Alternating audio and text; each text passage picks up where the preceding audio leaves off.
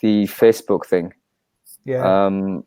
Nobody cares about hearing us chatting. No, but I tell you, it's a bit tricky. Like once upon a time, you were able to do it, like schedule the multi-stream on Facebook. But now you can't, and you have to just wait for it and press it on. So there you go. So I've lost Adam already, which is a great start. We're technically not live, so hopefully not. Hopefully I'm still here. Am I not? Can you hear me? Oh, people can still see Adam, but I can't. So that's good. All right. Well, we may as well get started. So welcome everybody to Brainfood Live on Air. This is episode 29. So we've been doing this for nearly over half a year, I guess. And we're delighted to still be here. So for people who don't know, we do this show every week where we can. And ultimately, we do it to review the great content that we shared in the newsletter on Sunday, the stuff that we've been talking about in the Facebook group throughout the week. And also, we get some special guests on to talk about a particular topic. And that's the top and tail of the show. And I am your host, Hung Lee, and I'm joined as ever by my co-pilot, Adam Gordon, who's going to take us through it. So, Adam, how you doing? Yeah, I'm good, thanks. It's been a pretty tiring week, I've got to say. We were both in Amsterdam for a few days, and then you get back and you've got 3 days worth of your actual day job to get through. So, conference season's pretty tough. I was away Thursday, Friday as well. It's really just the start, isn't it? And it goes right through till about early November now. It's much worse for you than me. Yeah, don't tell me about it. For me, essentially, there's no free time until about November, and it's going to be on the road, in and out of airports. There's going to be lots of things not done that I should be doing. So, but there you go. So the big difference between you and me is I pay to go to events. You get paid to go to events. Actually, I wish that was the case. No, I think I can just about get travel and expenses sorted, but yeah, fees aren't flowing my way. Let's put it that way. Anyway, how was the recruiting Brainfood for you last week? Did you have time to read it? Yeah, I did. But I've just spent about 5 minutes going back through it, and I've now remembered why I didn't do one of my big LinkedIn posts, which is, here's the 10 things that I really enjoyed in Brainfood this week. And Hung Lee is Calvin Harris of recruiting content. And it's because, I've got to be honest, I didn't understand quite a lot of it. So some of your content is absolutely bang on recruitment. Some of it is kind of future of the planet and more intellectual than I always get to understand. So there was quite a lot of proper philosophical stuff in there this week. But, was there really? I'm trying to figure out what you were talking about. Yeah, I mean, there was a lot of content around, let me see, things like the neuroscience of trust and stuff like that. I mean, it's really valuable stuff. Like people that are already big experts around relationship building and stuff might want to go into the neuroscience of trust, but it's pretty technical content. But it was a great Brainfood. I mean, absolutely great Brainfood. I just needed longer than normal to read it. You know what? It was a bit of a challenging one, but I came across it. It was actually published in 2017, so quite an old one. But really, it was a fantastic thing from HBR, combining two disciplines, like what happens in the neurochemistry when you trust someone. And that was a really interesting thing to observe. So yeah, just shared it in the chat stream there. Check it out if you want to learn about what goes on in your brain when you like somebody and you trust them. Yep. So the things that really resonated with me were, and the one which actually a lot of people have mentioned to me was Andy Foote's, here's LinkedIn's algorithm explained. Now, this is not actually factual because he doesn't work in LinkedIn's algorithm team, and that they're the only people that absolutely know, because it tweaks, it gets tweaked every single week. but he's probably the person that I know who is most likely to be able to decipher it, because he's studying it all day and he's studying what works and what doesn't work. So that is a really great article. I need to remember who it was that asked me. Can I say one thing on that? That was the most clicked article ever on recruiting Brainfood. Wow. Okay. Well done. Brilliant work. And so well done, Andy Foote, on that. We've had Andy on the show before, and he is one of the experts on this thing. He's a complete amateur. I mean, I'm sure you'll forgive me for saying that, because he's not an engineer and he's not an algorithm designer or anything like that. He just spends his time on LinkedIn and tries to figure out what type of content flies there. And his 25 answers to his questions were fantastic.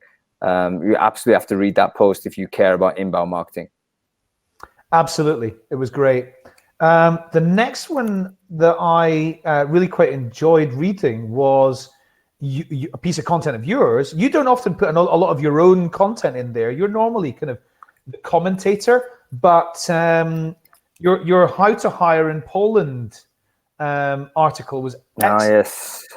So it's interesting the way different countries have different nuances. They've got different job boards, they've got different customs, different kinds of approaches work.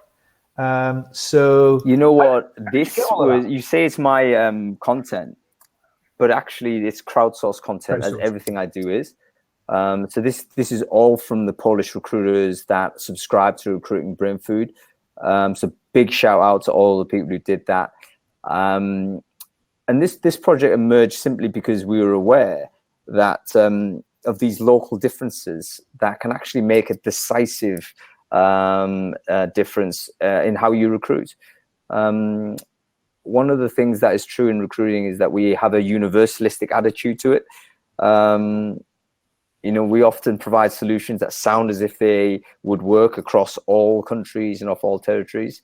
But this exercise tells you that that isn't the case. There's lots of interesting nuances, as you say, little laws that you shouldn't have these second and third order effects that transform how you need to recruit. So yeah, everyone please read that if you're interested in Poland. Yeah, I mean, to be perfectly honest, even in the UK, you can split it up in at least two ways. One is how you recruit in London versus how you recruit outside London, because it's just a different thing. So every city, and we're going to do guides, by the way, for every country where we've got more than 20 responses. So there's going to be 20 to 25 guides produced. I think Czech Republic might be next, and then we'll do a big one like Germany or Netherlands or something like that. Yes, great. Okay, so Germany's is going to be quite interesting, because like Germany versus the Netherlands, there's like no comparison on how you can do recruitment. It's just the culture is so different. So the third one that I want to talk about, fourth one I want to talk about is Facebook and the Facebook changes. First, got rid of graph search, and now there are very technical ways that you can kind of replicate graph search, but you need to be almost like a DevOps to be able to pull it all together. The next one's their pivot to privacy around advertising and the options for so things like lookalike audiences are getting attacked by governments, by US senators, and so a lot of this is to do with the fact that you need to make best use of these Facebook products. You've got to upload email addresses and potentially other data from people who might not be on Facebook and whose data they might not have access to. This got me thinking, hold on, LinkedIn's doing exactly the same. There's absolutely no way that LinkedIn allowing you to upload a list of your personal contacts from your mobile phone is compliant with GDPR. So Germany's looking at that one as well. And actually, LinkedIn lost quite an important court case this week as well. But this relates slightly adjacent in terms of the topic, but they lost round 2 or 3 against HiQ, which was a company that basically sits on top of LinkedIn's data to produce aggregated some sort of sentiment analysis or what have you. But yeah, we're having legal and ethical conversations about data. And the big implication for us as recruiters is that recruitment advertising, especially using tools like lookalike audiences and what have you, is going to get harder. And probably in terms of bang for buck, it's going to be less effective over time.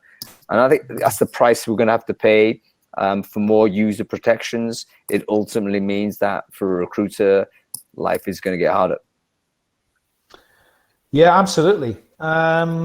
So the other ones that I wanted to quickly touch on was actually more so in the news bit, like the "what are you doing" bit.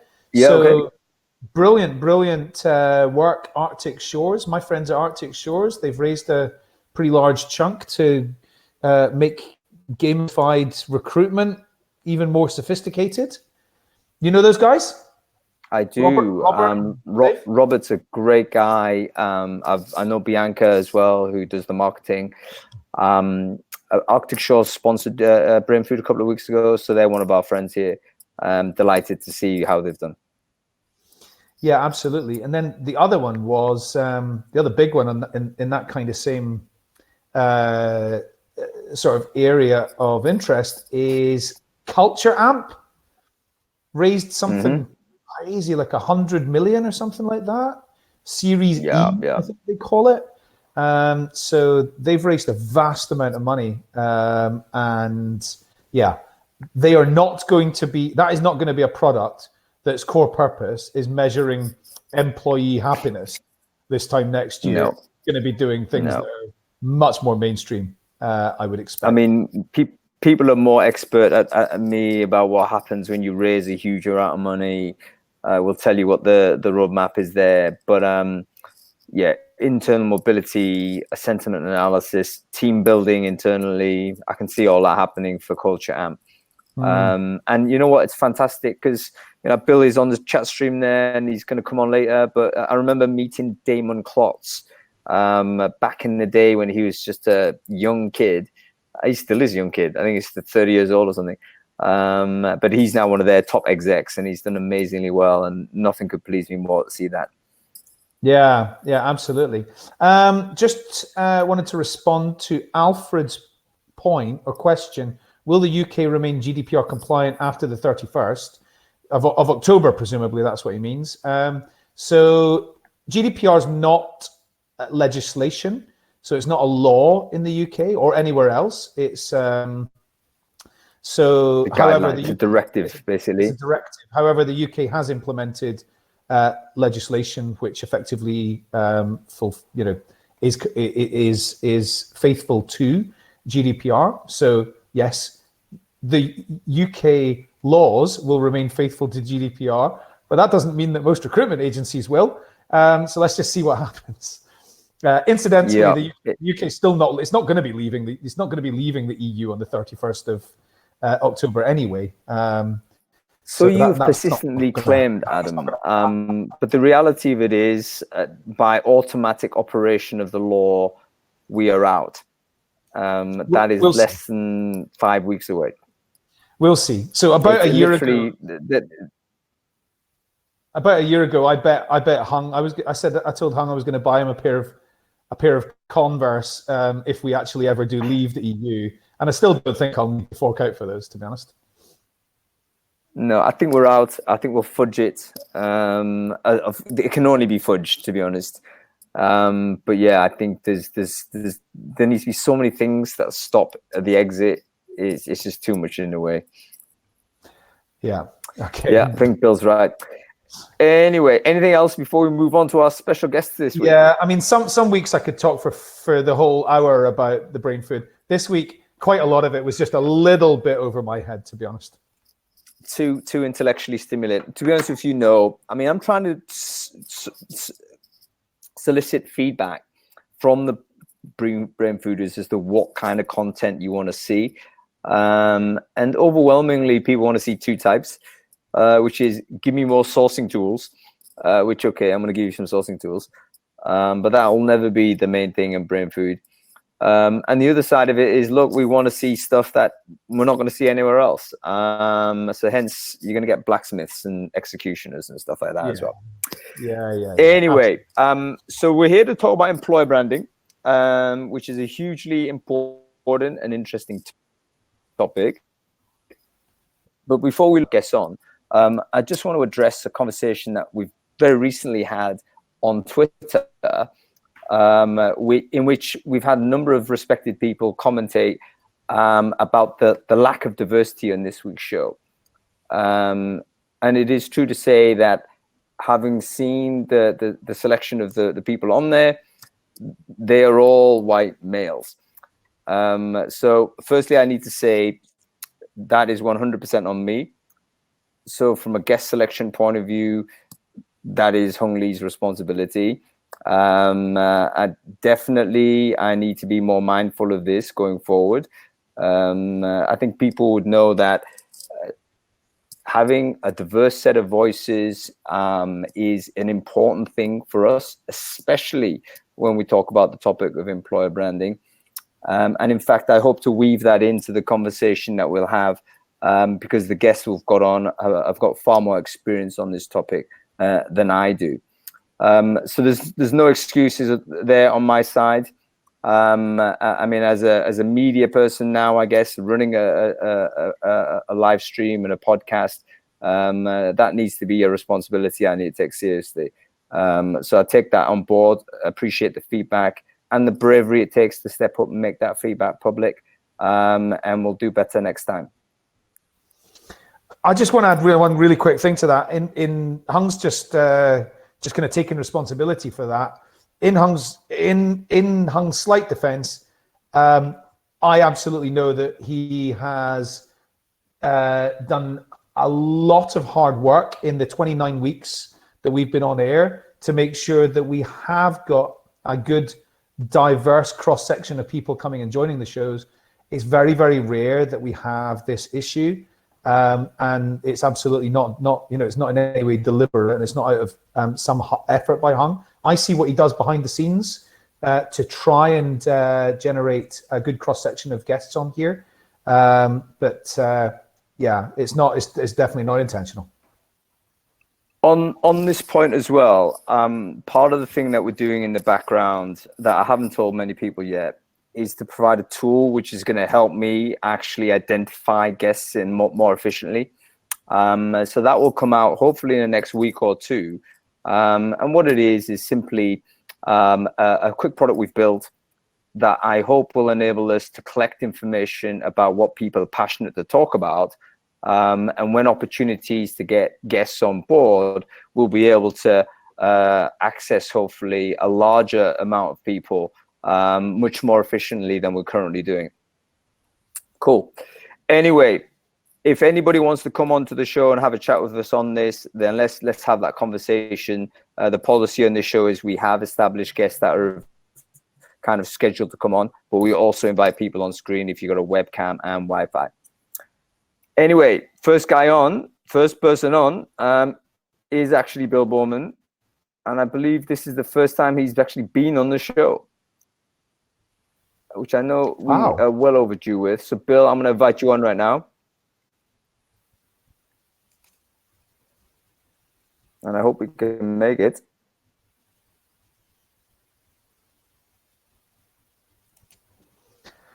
Yeah. Just while we... Oh, here we go. Right, okay. I wouldn't steal his thunder. Oh, wow. Yeah, I'm not wearing my hat. There's so I Bill. I'm kind of on there. Bill, you look like you're from a scene from the 30 Encounters of the Third Kind there. Yeah. I was expecting pitchfork mobs on this show, so I thought I'd better be hiding a little bit in the dark. Right. No one's going to come after you, Bill. And on that note, by the way, I have to say that whenever there is a diversity issue, I think the responsibility does fall on the organizers. So this is why it's definitely my responsibility, not on the guests at all. You're not to know. I mean, you didn't know what the lineup was until you saw it. So that was it. No, I think that's cool. I do think there's a broader issue that we which gets highlighted, that was what was speaking about not too long, in fact last week with a few people. That's, I think we need to see diversity beyond the lens of male-female split. There's a lot of other diversity we need to be challenging, and a lot of other things we need to be thinking about. But I don't want that to take over the whole show, but there will be a blog coming out on that shortly. A blog from you? Yes. Dude. I'm going to start writing again, my friend. It's been a long time, Mr. Boorman, since you've been publishing your original content. So I'm looking forward to it if you're getting back on that horse. Yeah, so and that's going to address that issue in terms of the breadth of diversity and how we need to think about it. But I don't want to get too tied up on that. So let's go on to the topic of employer branding and what you've asked me onto your esteemed show for the first time. I was starting to feel a bit left out. Well, that's it. I mean, one of the things we wanted to talk about, firstly, Adam and I will step up and say we are not the experts at EB. This is just not what we've done professionally. So we're a little bit going to be guided by the guests that we have. But one of the thoughts that we had is employer branding. How do you ensure that you maintain your employer brand? So let's imagine that your employer brand is great and you want to keep it great. How do you do that? I think there's something I want to actually look at on there, and that's the trend. So one of the things I'm seeing, and I'm fairly sure the other guys will want to discuss this point a little bit, is I'm actually seeing employer brand as less of a thing in the place than it was. So one of the talk keynote I'm doing at the moment is who's moved your brand. What I'm seeing is employer brand is not a massive attraction thing. There's a lot of data behind that generally what we're seeing is more people are applying for more jobs with less preparation.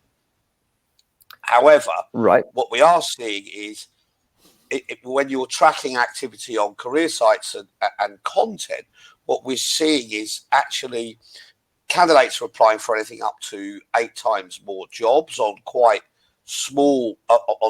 a narrow choice of 3 or 4 things which they want to be able to find. They want to be able to apply quickly. They're generally going straight to jobs, from links to jobs, rather than to content or comparing one brand with another, as we might think of as a shopper. However, once they've applied and got a positive response, that's when they're going after brand. So I think the position of brand has moved from being something which was geared around attraction and building following to being much more targeted around jobs and job brand, as in where the content's being consumed post-apply, not pre-apply. A load of reasons for that. When we dug into the data, I tracked about 7 million applications for a white paper for Olio on this topic, which people can download. I think you've featured it in Brainfood, and I think I did as well. What we're seeing from that is what we saw very clearly from that was not that employer brand wasn't as important as it ever has been, but actually candidates are not expecting to hear back. They're not expecting to get a response, and they don't want to get emotionally attached to a brand, expecting there to be disappointment. And out of 7 million applications, it's only something like 5% that go in the top of the funnel. So what we're seeing is people coming in through advertising or triggers, what I would call recruitment advertising as opposed to marketing, like campaigns, but they're all over content and all over the employer brand stuff once they get a positive response. So applying for multiple jobs, but when they get a multiple response from people saying, yeah, come into the funnel, do the video interview, come into an assessment, that's when they're visiting the career site. That's when they're watching the videos. That's when they're consuming the content. Okay. Do you think they're doing it? Sorry, Adam. Do you think they're doing it in order to prepare for an anticipated assessment, or they're doing it because they want to then select further as to which businesses they're most interested in? I think there's 2 aspects. One is if they're applying for multiple jobs and they're good candidates, they're getting pulled into a lot of funnels. So if they're applying for 8 jobs and they're well qualified and 5 of those companies are coming back and saying, come and look for us, that's when they want to make choices, orders of priority between which one is interesting, where might I want to work. And they're actually consuming lots of content. In fact, more content than they used to at that point. So we're not saying employer brand isn't absolutely critical, but I think we need to change our thinking from attraction to the micro targeting in terms of groups, what content we're delivering, how we're delivering it, how much we know about these people. And the kind of content then that keeps people connected for employer brand is less around what we've done with traditional employer brand content over come work for us, here's our video, look at us, happy smiling faces, really what I'd call employer brand stuff that most people churn out. What's actually working is learning and development content. So learning content that probably already exists, which is being a major driver between, do I choose this company over that company? Who am I going to choose? So I think we're seeing employer brand in a different place, and the type of content that this is why things work well for Adam. Once you've got people into a funnel and are identified by a discipline, it's the learning content that people are looking at to say, yeah, I'm interested in that. I want to know about that. I'm engaged in this topic. So I think we need to rethink. We actually need to think around what employer brand is, and for me, and whether we're looking at it on an employer brand on a broad basis of here's the company and here's everything about it, or whether we're actually looking at it on a micro basis, because the candidates are looking at it from jobs. Remember, we still think and talk as if candidates are looking for careers with companies, like they're going to come and we're attracting them in a way that says, come and work for us for 40 years, we'll give you a clock at the end of it, we'll promote you every 2 years. Reality is candidates are changing jobs every 2.6 years. That's a trend I think is going to go down. I think retention is becoming less common. And so they're really looking at jobs rather than careers. So less interested in the whole, more in how is this job going to make me more employable in the future? And I think the learning piece is massive around that. Am I going to learn new skills? Am I going to pick new things up so that my CV looks better when I send it out again in about 18 months' time? And we need to think of it like that in our whole strategy to say, is it even employer brand at all? Or is it actually job brand? Because we should always be thinking people are being brought in for jobs, and we should then be thinking around how we retain a relationship with that person forever when they're going to be looking for jobs a lot more times in their career than they used to. Bill, you talked about people are applying for jobs, and then if they're getting a successful response, they're then learning more about the company. Yeah. Are you talking about? But I would add to that. They're looking at the company through the lens of a job. So it's less about the broad company and much this role. Who are the people? Who are the team? What's the learnings? What's the disciplines? What's the specific skill topics? Yeah, it's just job content. Like, what are you going to do? What are you going to be? Who are you going to do it with? So the area, and they're looking at it to either choose between jobs or to be more successful in the interview process. So, Bill, I mean, I will challenge slightly on that and tell you that there are a lot of different types of professionals who are definitely not applying for jobs and then working out who they've applied to later. So qualified accountants, qualified lawyers, digital transformation specialists, they're doing deep research on businesses before deciding. I don't believe that, Adam. I don't hold by that. That's not what I'm seeing. What they're following is they're following content and learning. They're not following companies in terms of, I want to go and work for this one, or I want to go and work for that one. And what then triggers them to apply is them being connected through learning content and receiving a job which triggers an application to the job. However, once they've applied, they are looking at other jobs. Just let me stop there. I think what Adam's saying is that maybe the professions would view it differently. Because if you're a lawyer, probably you're in a smaller world. No, the data doesn't show that at all. What the data, the two things that we saw very clearly from the tracking that we did was that the ratios were roughly the same. The volumes were different. But are you including things like lawyers? And the behaviours were very similar, regardless of the discipline. The only difference was there wasn't a lot of people in that. There was less people in that funnel because there's less people in the market. But the actual behaviours and what people were doing didn't really change. It didn't really change from discipline to discipline or even level of seniority. I was expecting the opposite. The results were not what I was expecting to find. So I can completely understand that in areas like retail and call center and those types of professions. I'm talking about technology. I'm talking about high level technology, pharma, high level banking and finance. So it's JP Morgan, organisations like that. So it's in complete conflict with the data that I have, because the data that I have is showing that candidates are clicking over, potentially months, even like more than a year. They continue to engage with that organization. But where are they coming from? Where are they coming from, Adam? Where are they coming from? When they get into that pipeline, where are they coming from? They're being attracted in by jobs. No, they're not. Actually, they're not.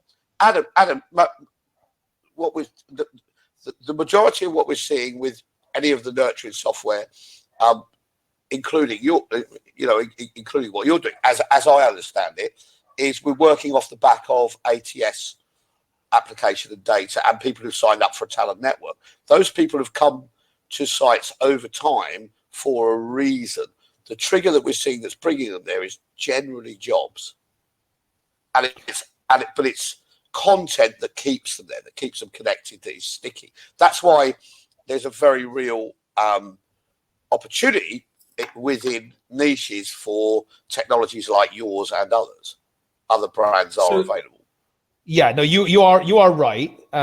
You are right. A lot of the people that come into a pipeline are going to be, they will have applied for a job in the past, but we are seeing, or they've gone to a job. They haven't necessarily applied for a job, but they've been drawn in by a job, sometimes by curiosity, sometimes to apply, and then you enable through technology for them to remain connected, or to go look at something else. So that's the whole thing of the tactics, I'd say, recruitment tactics, which I see as being the strong piece in attraction, sitting as in what brings people in, what triggers them, and then what's their behaviour afterwards.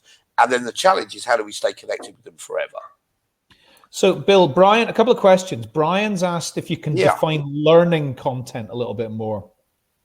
Yeah, I'd love to do that. So what I found is I'd go into an organisation, like, for instance, BBC or wherever, and NASPA's in particular recently, and be told, oh, the first issue we had is taking a content approach. We don't really have any content. But we want to build. We understand that we want to build content-rich websites, etc., but we don't really have any content, or what we perceive as traditional content.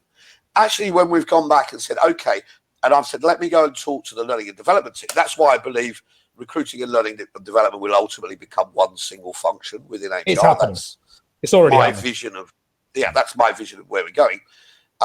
Learning content, which is sharing knowledge and illustrating the knowledge within the organization, is the strongest piece of employer brand, because that's really one of the key ways that people are selecting the difference between organizations. So if you can run learning events, live events, online events, digital events, if you can run communities, the equivalent of what you've done, say, with recruiting Brainfood, if you can showcase your employees, and it's never about, here's a job, come work here. It's about, right, this is what we know about security. This is stuff we can share with you. Very, very little is actually proprietary secret. When you're sharing that knowledge and learning in a public sector, people will stay connected, and it's very easy once people start to get into that into that learning, it's easy to see who's engaged with it in order to say, did you want to come in and talk about it? Couldn't agree more. The content that is moving people to take more interest in employers, that from the data I have and the experience that I have, is it's content that's going to help them with their careers. It's useful, it's relevant, it's not saying here's a job opportunity. Or it's just interesting to them and they're in that discipline. Yes. You know, so if you're working in something like technology, the more geeky technical it is, the more interesting it becomes. So, you know, and you gave a great example here, because I would love to see some of this content. Where would you point to? I mean, either of you two. Go and have a look at what people like Cisco are doing, or IBM. I think some of what Adam's done with Specsavers around kind of optometrists, where you've got a very specific discipline.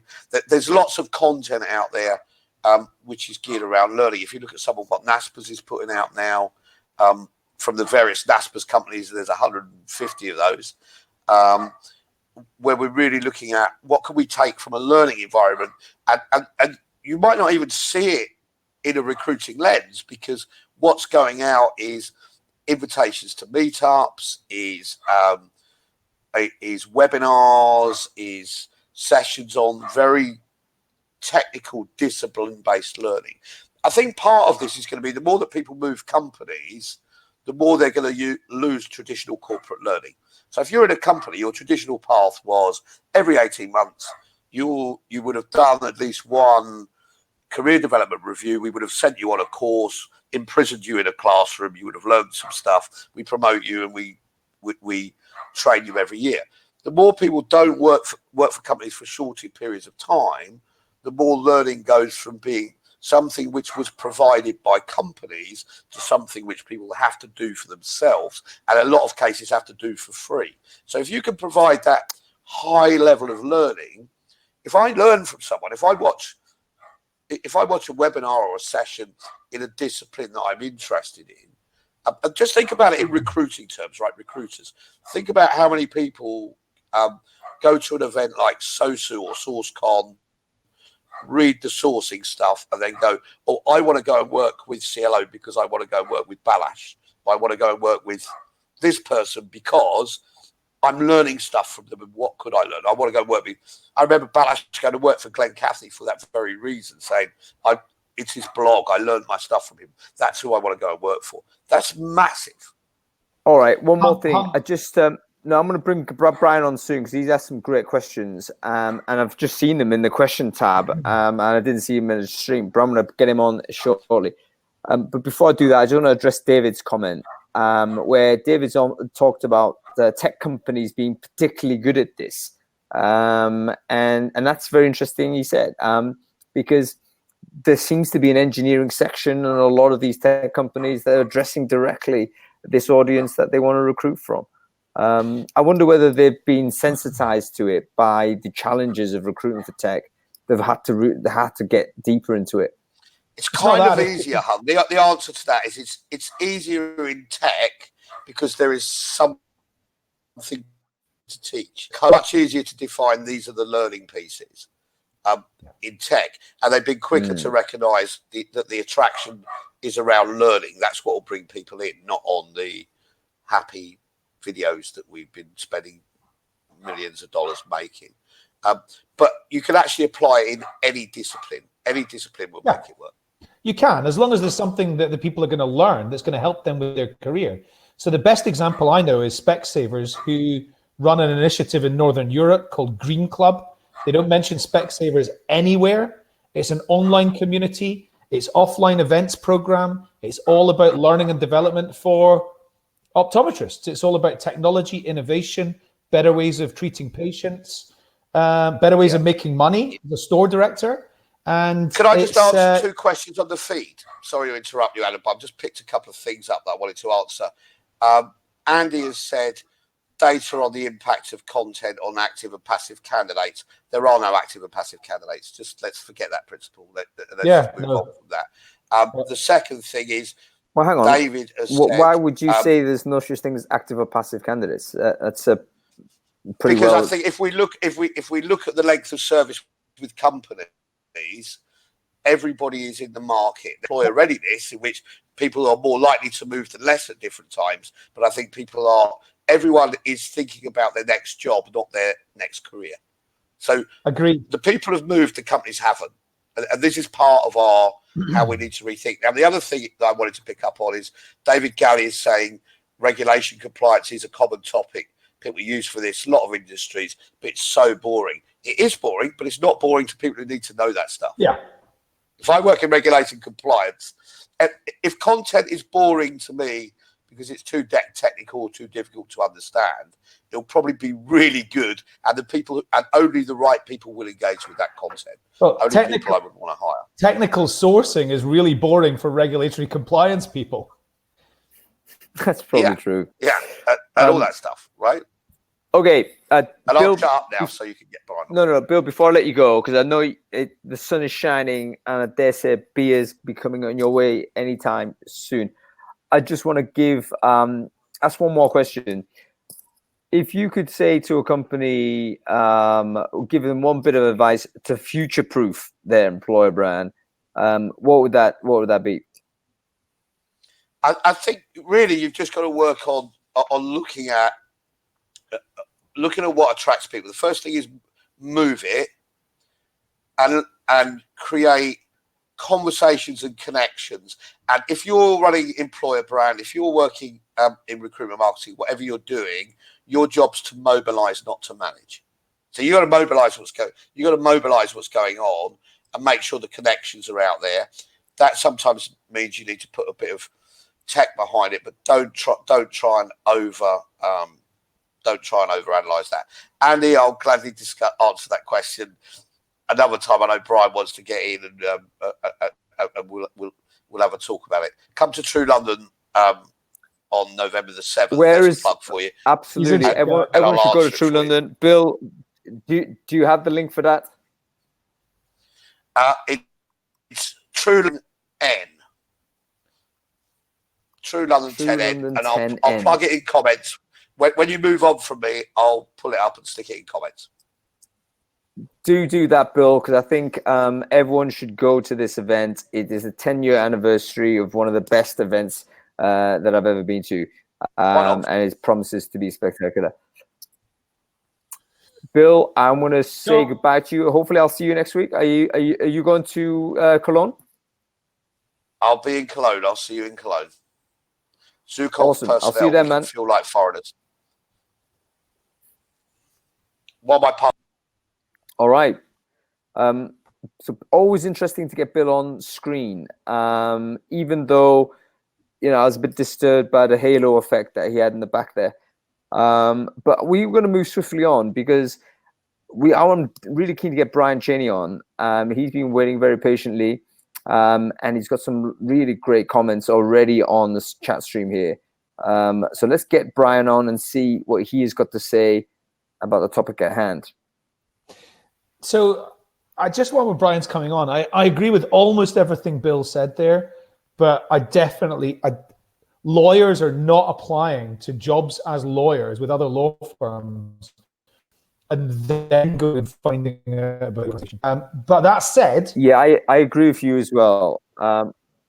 Bill's generally right, but I think he's overstated it. Yeah, no, he is. Most of what he said is absolutely right, and the concept of using learning and development content to kind of interact and keep relationships going with people is completely, absolutely bang on correct. I think Bryan's about to come on. Should be here. Where he is. I think we might. Yeah, I can hear and see you. Is he there? Yep. Oh, Bryan, how are you doing? I'm good. Apologies to everyone who can now see me. Hung's gone. Where's he gone? Bryan, have you lost Hung as well? Yeah. It says waiting for him to reconnect. Okay. So let's just go through some of the points that you made just while we're waiting for Hung to come back. In fact, first of all, Bryan, do you want to just give yourself a quick introduction? Because not Sure. everybody will necessarily know you. So who are you and what do you do? Hi, so Bryan Chaney, I lead employer brand for corporate recruiting at Indeed. I've been in the employer branding recruitment marketing space since 2004. And one of the other many side hustles that I have is I founded a community of recruitment marketers and employer brand folks called the Talent Brand Alliance. And we have an event coming up in London next month. So for those of you who don't know me, follow me, connect, all the good things. But yeah, I love the fact that Bill, the contrarian, was throwing things out there, and a lot of them actually got my brain thinking in a different way. But the fact that he's gone, and now all I want to do is talk to him and ask him specific questions and have him like follow up to some of the things that he said. Okay, so I speak to Bill about once every 2 days, and I think I know everything that he thinks about this because he told me a lot about it all the time. So let's like just generally, what's your sort of what are the most important things that you think people need to be thinking about when it comes to employer brand?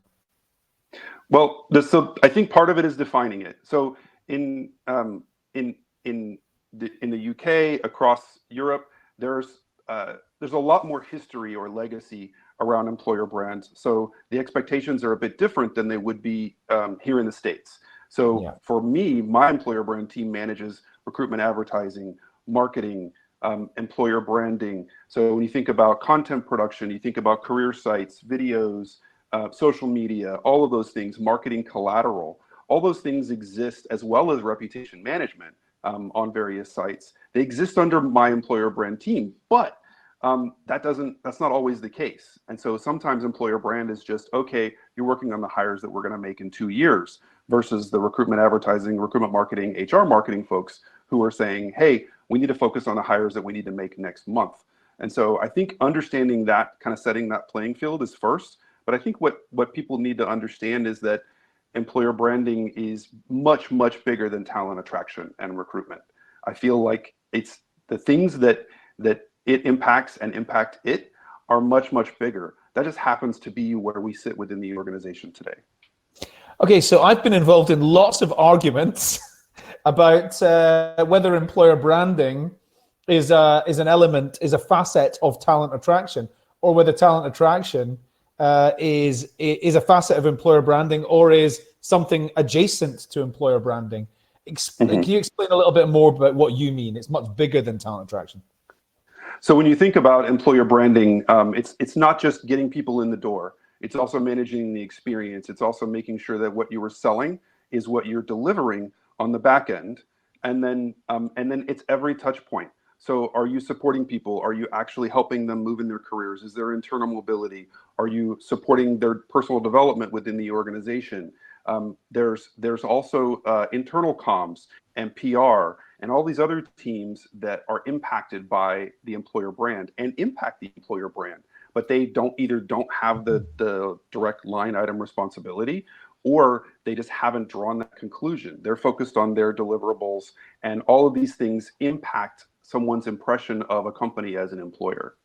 So do you believe that, okay, so actually within your specific responsibility is employee experience part of your area of So you cut out there a little bit, but my guess is you were asking if employee experience is under my purview? Yes. So it's actually not. So hang on with me for a moment. So employee experience is not directly, but employee experience does sit within HR, within our organization, as it does a lot of organizations. And so for us, part of what we do is employee advocacy, or we have brand ambassadors. And so I inherited this brand ambassador program. So now there's 600 people globally who volunteer to help out with four different pillars or 4 different teams within the company. And employee experience is one of those. So we are actually supporting employee experience quite directly by managing a team, incentivizing a team, growing a team of people who care about and want to volunteer to help the company.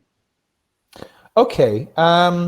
So in terms of the kind of extent that employer branding is important for making getting people to make decisions about who should I apply to, or that kind of thing. Where do you think it sits in the candidate's journey? Do you think it hovers above that? Tell me about the influence of employer brand on the candidate.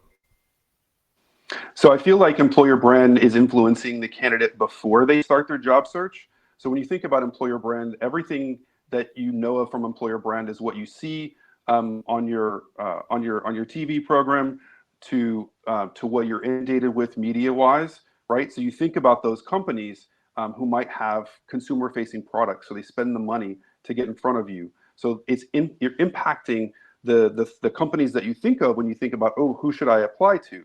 You're not thinking about the B2B financial services company and thinking, oh, I want to go work for that company because they're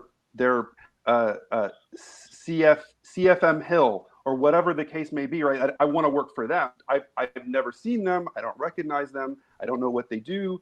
But to Bill's point, he's like, well, they're only going after the job. Well, yeah, but does their job content suck?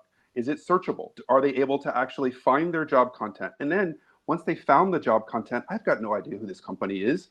Like I could buy this job, I could make this career purchase and buy this job right now, but I don't know what that experience is going to be like. I don't know if this is a reputable company. And then once you might apply, you might not.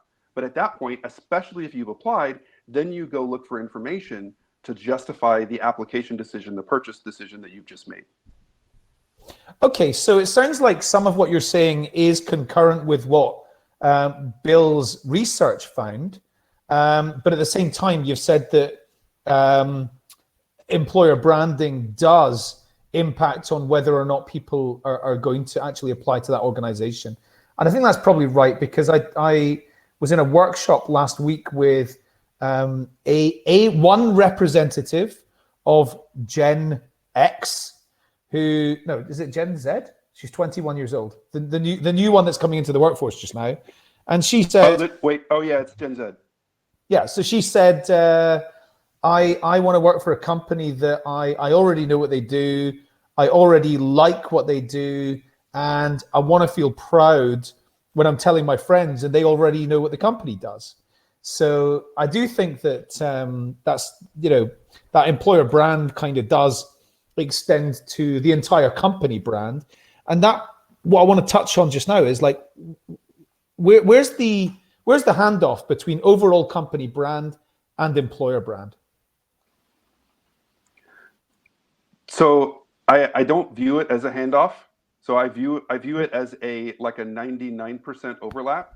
And why? Yep. Because there are a few companies that if you have a horrible candidate experience going through the process, that you would continue to give them money, right? So when you think about what's the most horrible customer experience that you've ever had? What kind of company? For me, it would be Bank of Scotland. Okay, so a bank. Let's just say a bank. Should I ask you if you've ever applied to a role at Bank of Scotland? Yeah, I have many years ago, but yes, I have.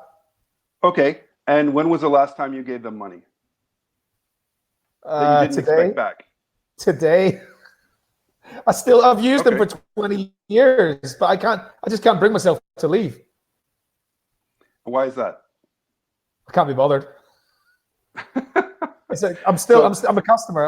I've been a customer for 25 years, and I can't be bothered leaving. Okay, so what you're saying is, to that point, they shouldn't spend any money on external branding and advertising because everybody's a customer for life. Not quite, but I take your point. Completely take your point. So my point is also that there's a huge overlap.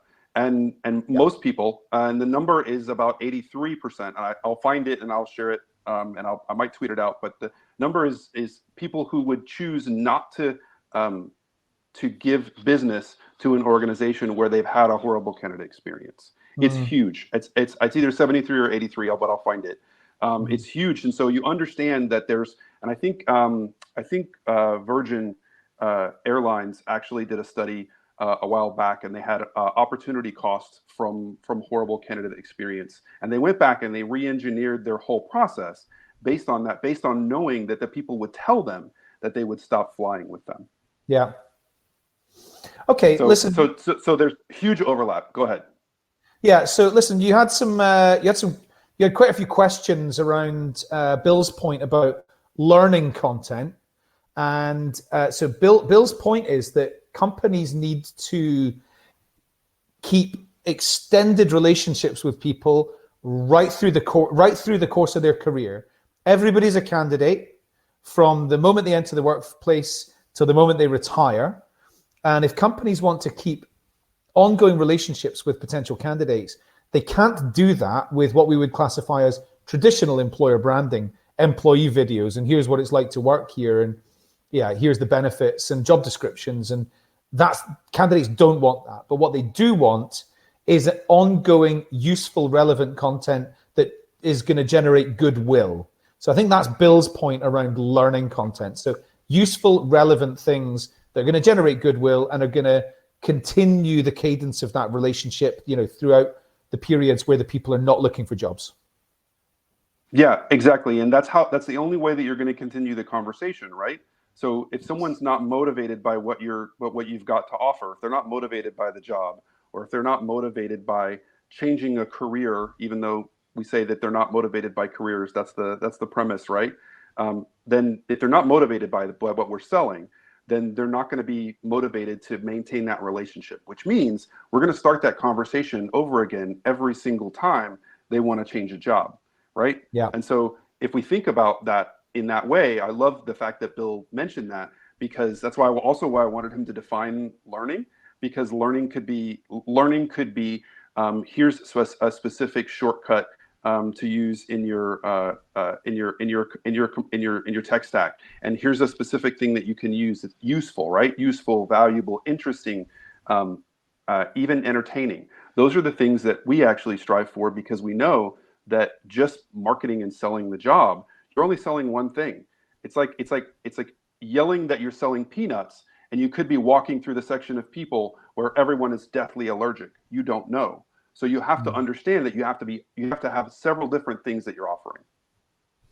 Yeah. Okay. Tell us what your event is, the talent branding event.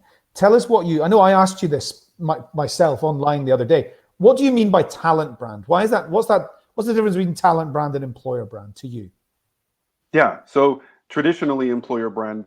So it's interesting. We actually have, I'm going to be challenged by this, because one of the founders of the concept of employer branding, Simon Barrow, is actually going to be at the event. And he's already told me that he's going to challenge my thinking, and not necessarily just my thinking, but also in practice, because this event is for people who are in recruitment marketing, in employer branding as a function largely of talent attraction. And so his premise is that it's actually much, much broader. And I agree with that. But part of his statement is, his opinion is that your function is to use that information to drive change within the organization. So you actually have a responsibility to affect change as a result of what you're hearing, as a result of the message that you're delivering, and the impact, the feedback that you're getting back. So that's a short version. The longer version is, I see talent branding as the entire encompassing scale of everything from before you even are aware of it, that a company exists, beyond being an alumnus of the company. So every touch point, whether that's impacted by internal comms, impacts that. Employee experience impacts that. People who are heads of culture and people impact that, as well as people specifically in recruitment marketing and employment branding who are focused on the attraction, focused on the front end of that so-called funnel, right? So they're focused on getting the people in the door, but I think it's also connected to that experience and how it's sold, from the pitch to the initial delivery, the education, the empowerment, to the person asking themselves 3 months, 6 months, 12, 8 or 18 months in, did I get what I was sold? Yeah. Okay. I understand that, but I thought that's effectively what you described as employer branding. I'm not sure what the difference between those two is.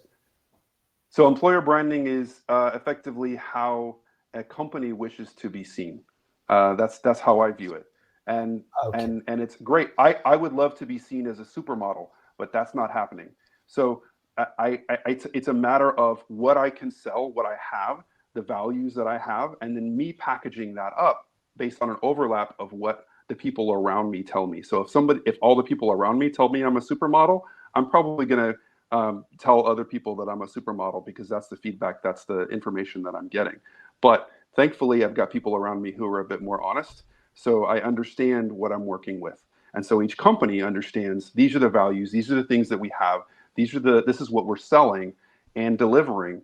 And then they're amplifying that overlap so that the right companies are amplifying that overlap so that they're not putting things out there that they can't possibly deliver.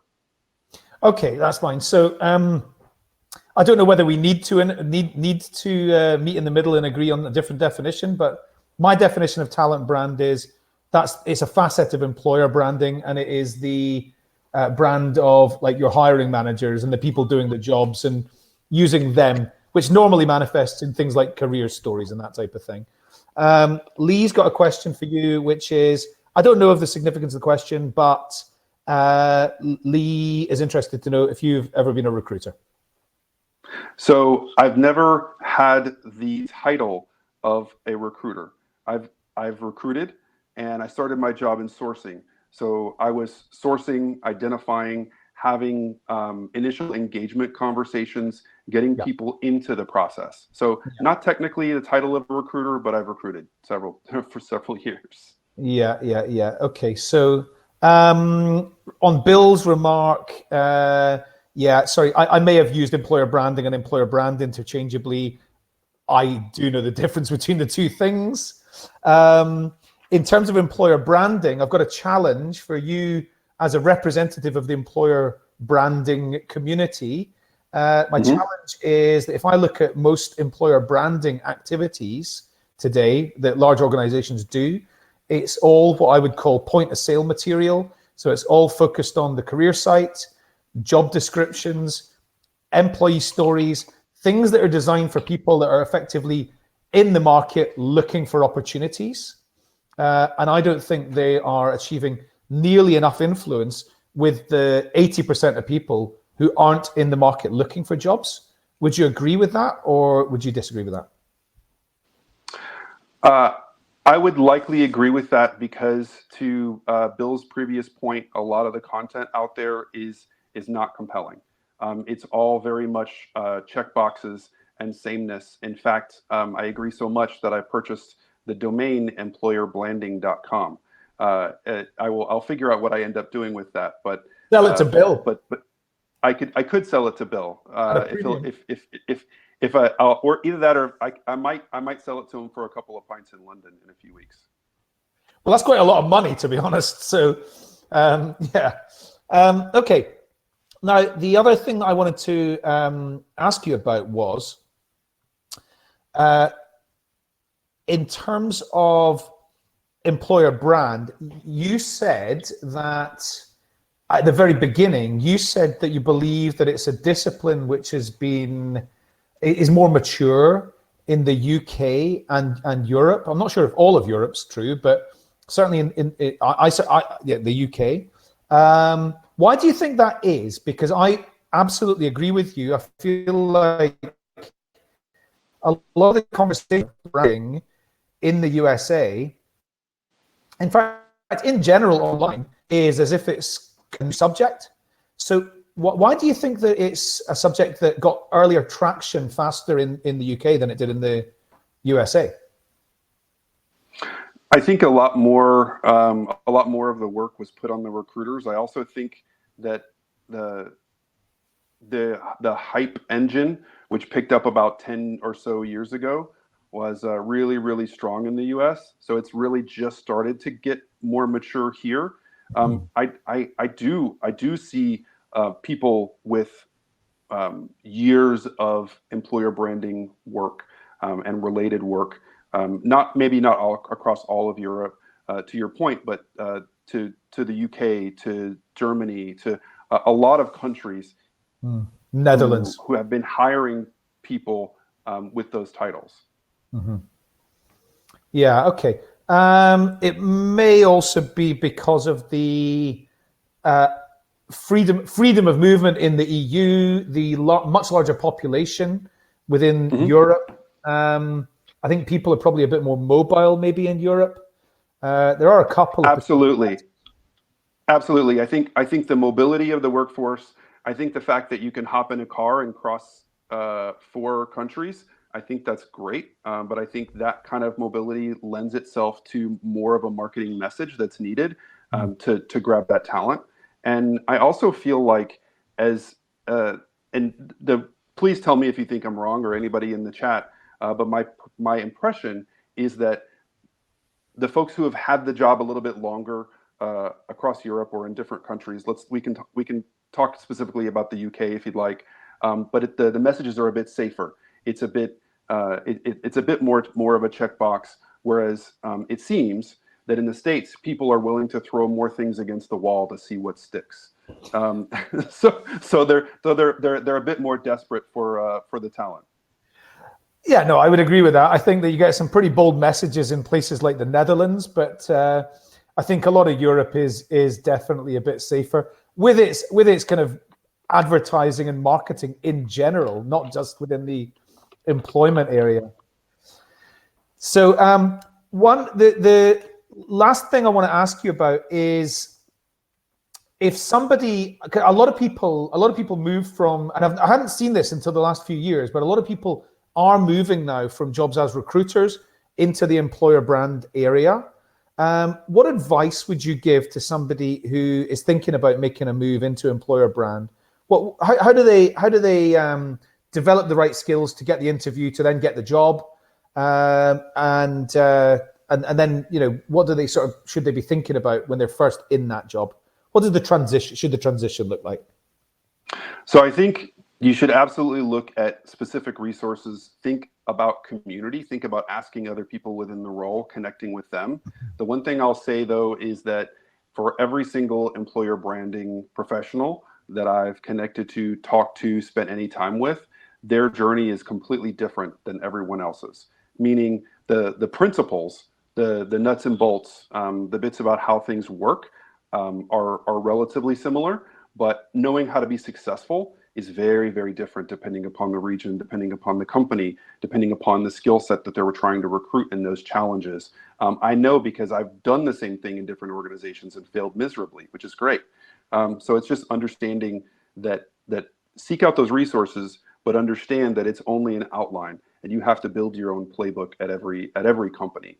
And beyond that, I feel like you should seek out non-recruiting based resources. So seek out more traditional marketing resources, because if you learn at that level, you're typically, by the time you either learn enough or get a career within employer branding or recruitment marketing or HR marketing, you'll be at or near the same level, because traditional marketing and branding tends to be a bit ahead of the curve in that respect, in my opinion. Absolutely. Okay, listen, I want to just finish off by saying a couple of quick things. So the first thing is, on Hung's behalf, sorry he got kicked off and wasn't able to rejoin the meeting today. I want to make a big apology to James Ellis, because for some reason, round about the time that Hung left, something changed in the live settings on here, bring it onto the screen. Something wrong with the functionality. I don't know what it is. James, we'll make it up to you. Thank you for persevering with the session. Really sorry we can't get you on, but we'll definitely bring you on when Hung's back in a couple of weeks' time. The other thing is, over the next month, Recruiting Brainfood Live is going to be a little bit different. Hung's traveling. He's the star of the show, and so it's really important that he's on these sessions. Next week, as I understand, he is doing a show live from Armenia, which I think I know on the map where it is, but he's going to be doing a show all about how do you go about recruiting in Armenia, live from Armenia. He's then in Hong Kong and a couple of other places. So do look out for Employer Brand Live, Recruiting Brainfood Live, which does continue each week. It just might be at slightly different times, and it might be probably better for different people in different time zones than it is for us in normally people in the US and Europe who are signing in for this.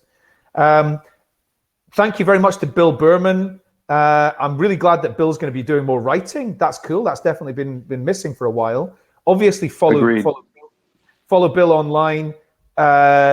You'll see Bill at pretty much any conference you go to over the next sort of 6 weeks. Brian, thanks very much for joining. Follow Bryan Chaney on social media. I learn from Brian's Twitter pretty regularly, different things. He's constantly sharing new ideas and challenging on better ways of doing things. Look out for Brian's talent brand event in London. I'd love to be able to go, but there's one other thing happening somewhere else at the same time. But it looks absolutely excellent. I think you've got 100 employer branding people coming to London for that event. And yeah, thanks to everybody. There's a lot of people that have signed in for this today. So thanks for joining Recruiting Brainfood Live, and all the best. Have a great week. Have a great weekend, and see you all again sometime soon. Cheers, Brian. Cheers. Thanks, everybody. Bye for now.